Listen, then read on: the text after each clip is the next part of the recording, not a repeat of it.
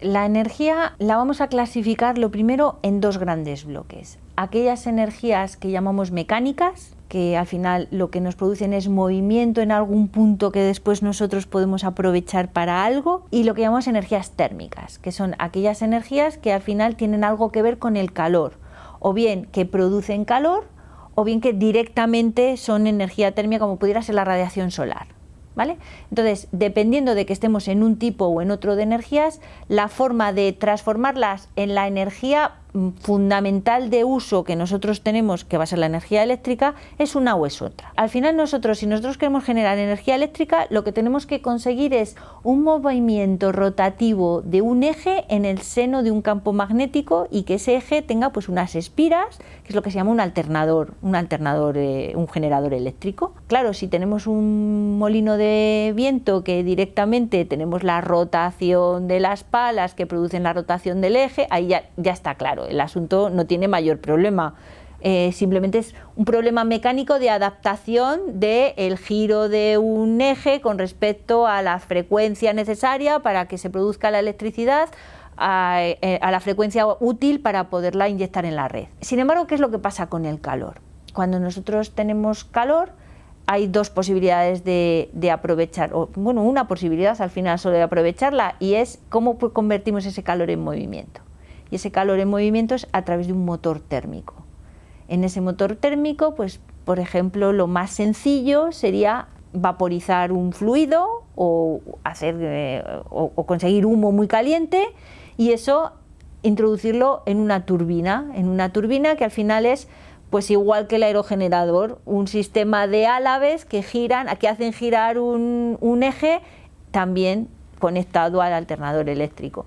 Entonces, esa diferencia entre uno y otro, pues date cuenta que lo que tenemos por un lado es un movimiento directamente provocado por la energía que nosotros estamos consiguiendo, mientras que en el otro caso tenemos transformaciones intermedias. El combustible se convierte en calor, el calor se transforma en calor almacenado en un fluido, ese fluido se transporta a través de distintas tuberías, sistemas, inciden los álabes y se mueven.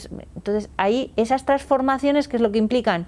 Que cada transformación, como hemos dicho antes, cada transformación implica una degradación, vamos perdiendo eficacia, vamos perdiendo por el camino, nos vamos dejando parte de la energía, y entonces tenemos que los rendimientos de las primeras transformaciones son muy elevados, mientras que los rendimientos que obtenemos con las energías térmicas son mucho más bajos.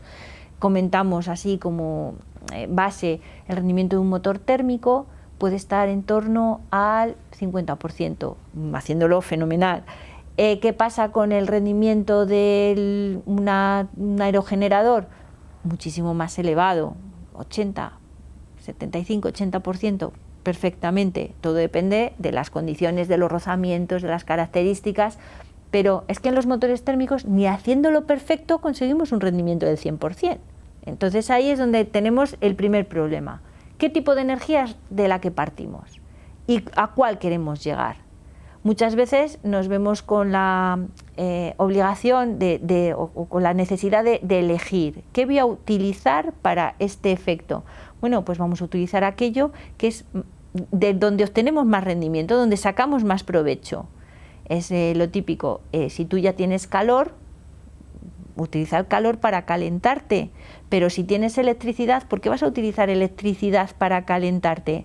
La electricidad la puedes usar para cosas más, digamos, para cosas en las que no puedes usar algo que no sea electricidad, como puede ser pues generar una luz, o para hacer que funcione pues nuestra televisión.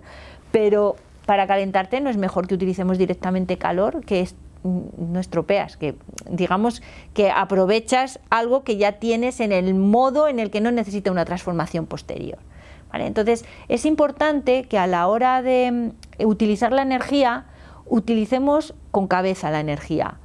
Vamos a usar la energía intentando que haya el menor número de transformaciones posibles entre la energía original, la energía en la forma original, y el uso final de la energía. Eso al final es lo más importante, porque consigues que la eficiencia sea lo más alta posible.